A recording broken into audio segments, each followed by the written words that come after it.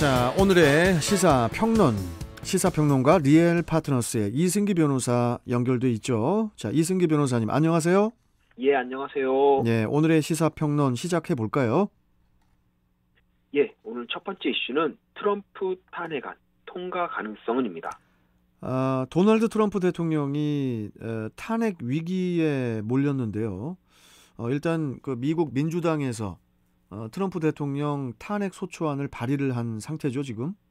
예, 민주당 하원이 공식 발의했습니다. 네. 이번 결의안에서는 지난 6일 의회 난동 사태와 관련해서 이 트럼프 대통령이 내란을 선동했다라는 이런 혐의가 적시되어 있는데요.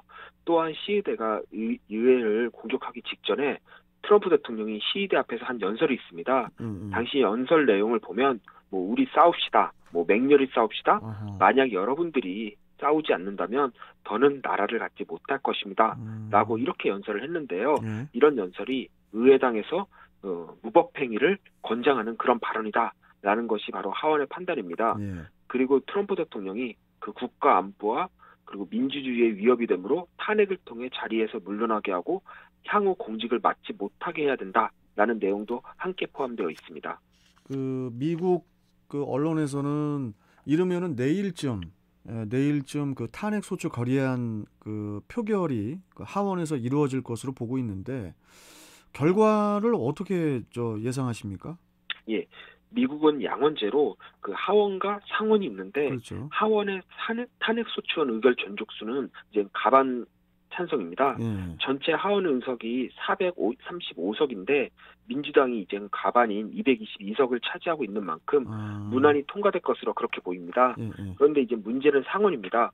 근데 상원은 이 탄핵안을 확정하기 위해서는 상원 3분의 2 이상의 찬성이 있어야 되는데요. 전체 상원 의석이 100석인데 이 중 3분의 2인 67석 이상의 찬성이 있어야 되는 겁니다.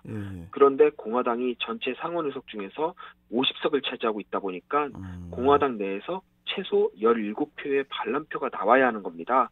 물론 공화당 내에서도 이 트럼프 대통령에 대한 불만을 표출하고는 있지만 17석이나 탄핵을 찬성할지에 대해서는 좀 부정적으로 보입니다. 결국 상원에서 이 탄핵안이 부결되지 않을까라는 예상이 가장 많습니다. 그리고 공화당 측 이제 상원 원내대표가 이 상원은 빨라도 오는 19일 재소집될 것이다라고 말을 했는데요. 이 트럼프 대통령의 임기가 20일까지입니다. 그리고 20일부터는 이 바이든 행정부가 들어서는데요. 이 바이든 행정부 입장에서도 임기 시작부터 전임 대통령 탄핵 절차가 함께 이루어지는 건 그 사회적 혼란을 임기 초반부터 수습해야 된다는 점에서 상당히 부담스러울 겁니다. 그렇다 보니까 민주당 내에서도 이렇게 계속 강경 대응하기가 좀 한계가 있지 않을까 그렇게 보는 분석이 많습니다. 자, 그런데 좀 하나 의문점이 우리나라는 대통령 탄핵을 국회에서 의결을 하면은 그 다음으로 이제 최종적으로 헌법재판소에서 결정을 하잖아요. 미국은 탄핵 절차가 어떻게 됩니까? 예, 미국은 하원을 거쳐 상원에서 통과되면 최종 탄핵되는 겁니다. 미국은 헌법재판소가 없습니다. 대신 그 역할을 이 대법원이 하는데요. 대법원이 탄핵을 결정하지는 않는 겁니다. 참고로 헌법재판소는 전 세계에서 가진 나라가 많지가 않습니다. 그리고 또 다만 미국의 탄핵 과정을 좀 보면은 하원에서 탄핵 소추안을 의결해서 상원으로 보내면 상원이 심리 절차를 거치는데 이 연방 대법원장이 이 재판장 역할을 맡고요. 상원 의원 중에서 검사 역할을 한 의원을 뽑아 이 심리를 진행하는 겁니다. 그리고 심리를 마친 후에는 이 상원이 출석의원 3분의 2 이상의 의결로 탄핵을 인용하면 최종 대통령직을 잃게 되는 겁니다. 자, 그런데 트럼프 대통령에 대한 탄핵안 발의 이번이 처음이 아니잖아요. 예, 맞습니다. 트럼프 대통령이 2019년 7월 우크라이나 대통령과 통화할 때 이 4억 달러의 우크라이나 군사 원조를 대가로 해서 당시 민주당 유력 대권 주자인 이 조 바이든 현 대통령 당선인의 비리 조사를 압박했다. 이런 의혹이 있습니다. 이걸 이제는 우크라이나 스캔들이라고 하는데 당시 하원에서 이 민주당 주도로 이 권력 남용 그리고 의회 방해 혐의를 적용해 탄핵안을 통과시켰지만 이 상원 표결에서 이 다수당인 공화당의 반대로 부결됐던 그런 사례가 있습니다. 네. 만약에 이번에도 그 하원 과반 찬성으로 탄핵안이 그 가결이 되면 그 트럼프 대통령이 그 임기 중에 두 차례나 그 하원 탄핵 소추안이 가결이 되는 건데 이게 미국에서 첫 번째라고요, 최초. 예, 트럼프 대통령의 흑역사라고도 볼 수가 있는데 그렇겠네요. 미국 대통령대의 역사가 250년 정도 된다고 합니다. 네. 이 중 탄핵 절차가 개시된 대통령이 이 트럼프 대통령을 포함해 4명밖에 되지가 않습니다. 네. 그런데 그 중에서 이제 실제 탄핵으로 이어진 대통령은 없고 우리가 잘 알고 있는 이제 워터게이트 사건의 닉슨 대통령도 하원이 탄핵안을 발의하자마자 이제 스스로 사임을 했던 그런 사례가 있습니다. 자, 그런데 이건 무슨 일입니까? 이 마이크 펜스 부통령이 트럼프 대통령을 이렇게 해임하는 방안을 추진을 하고 있다고 하는데 이게 무슨 내용입니까? 예, 민주당 하원 의원들이 이 펜스 부통령이 수정헌법 25조를 발동해 트럼프 대통령을 해임하도록 촉구하는 그런 결의안도 함께 발의한 상태인데요. 이 수정헌법 25조는 대통령이 직을 수행할 수 없다고 판단할 경우 부통령과 내각의 가반 찬성으로 대통령을 직무에서 배제한 뒤에 이제 부통령이 이를 대행하도록 그렇게 허용을 하고 있습니다. 그런데 일단 이 규정 자체가 보통 건강 악화로 인해 정상적인 업무 수행을 할 수 없을 때를 보통 의미를 하고요. 또 펜스 부통령 역시 부정적인 입장입니다. 뭐 공화당도 그렇고 그렇다 보니까 실제 뭐 이 결의안에 따라 실행되기는 어려울 것으로 그렇게 보입니다. 지금 뭐 트럼프 대통령 입장은 어때요? 뭐 아직 뭐 특별한 언급은 없는 것 같은데. 퇴임까지 이제 8일 남은 건데요. 네. 보통 트럼프 대통령이 이제 트위터로 자신의 입장을 보통 표명을 했습니다. 중단됐죠, 근데. 네. 연구 중단이 됐습니다. 그리고 연구 차단, 연구 중단이 되다 보니까 특별한 입장 표명은 없는 상태고요. 이 부인인 이제 멜라니아 여사가 이제는 의회 난입 사태를 두고 비판 성명을 내긴 했지만 그에 대한 뭐 트럼프 대통령이 책임이 있냐 없냐, 혹은 이번 탄핵안에 대한 입장이 어떠냐, 뭐 이런 점에 대해서는 언급이 전혀 없는 상태입니다. 그 탄핵안 통과 가능성 어떻게 보십니까? 네, 저는 높지 않다고 봅니다. 뭐 임기도 거의 끝나가고 무엇보다 상원에서 이 공화당의 반란표가 17표까지 나오기는 좀 어려울 것으로 보이니까 탄핵안 통과 가능성 낮을 것으로 보입니다.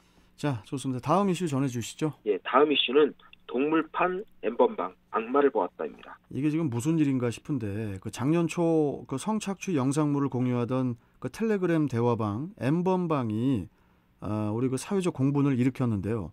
이번에는 그 청와대 국민청원에 동물학대 단체 대화방 참가자들을 처벌해달라는 그런 글이 올라와서 20만 명 이상 동의를 했는데 이게 지금 어떤 내용입니까?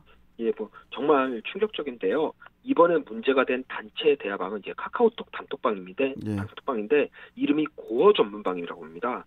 그런데 이 방에 들어가면 이제 학대할 동물을 포획하는 방법부터 살아있는 동물을 자르는 방법과 같이 아주 끔찍한 동물 학대 방법을 올려 서로 공유하고 있다는 겁니다. 그리고 채팅방 참석자 일부는 직접 동물을 살해하는 영상을 찍어 올린 것으로 드러났는데 활이나 엽총을 가지고 개나 고양이, 너구리까지 닥치는 대로 동물을 살해해서 이를 지속적으로 채팅방에 올리면서 동물이 고통스러워하는 것을 보는 걸 좋아한다라는 이런 글을 올리기도 했다고 합니다.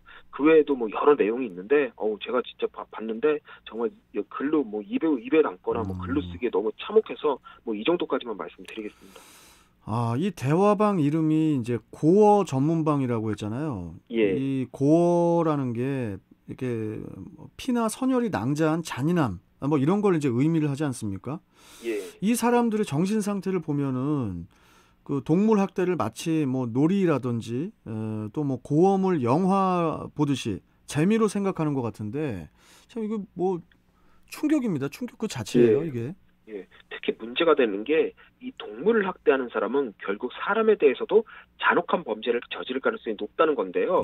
약자에 대한 폭력이 반복되다 보면 감정이 묻어져서 결국 조금 더 강한 존재로 옮겨간다는 겁니다. 아마 우리 사회에서는 아마 동물이 인간에 비하면 훨씬 약자이니까 결국에는 이런 폭력성이 인간으로 옮겨간다는 거죠. 그런데 이 대화방이 공론화되자마자 이 대화방을 폐쇄한 게 아니라 오히려 동물학대 행위를 직접 한 것을 인증해야 참여할 수 있도록 이 비밀방으로 전환을 했습니다. 마치 이 성착취물을 인증해야 입장할 수 있었던 텔레그램 엠번방과 유사한 방식인데요. 그리고 이제는 어떤 공지도 했냐면은 보안성이 좋은 텔레그램으로 아예 채팅방을 이전해 학대 행위를 이어가겠다, 이런 입장도 밝혔습니다. 이 카카오톡 같은 경우에는 국내에 서버가 있으니까 수사기관이 이 서버를 압수수색해서 채팅방 참여자들을 검거할 수가 있는데 이 텔레그램은 서버가 외국에 있다 보니 그게 불가능합니다. 일단 경찰이 다행히 수사에 나섰는데요. 카카오톡에 대한 압수수색 영장을 신청했다고 하니까 이 고어 전문방의 참여자들의 신원 어느 정도 확인될 것으로 보입니다. 뭐 당연히 이젠 제값을 제대로 치러야 된다, 그렇게 생각을 합니다. 참 이렇게 우리가 살다 보면은 상상하지 못한 그 일들을 하는 사람들이 많아요. 예. 상상하지 못한 취미를 가지고 있는 사람들도 많고 참 할 말이 없습니다. 자, 오늘 말씀 여기까지 듣고 또 내일 뵙죠. 고맙습니다. 예, 감사합니다. 네, 자, 시사평론가 리엘 파트너스의 이승기 변호사와 함께했고요.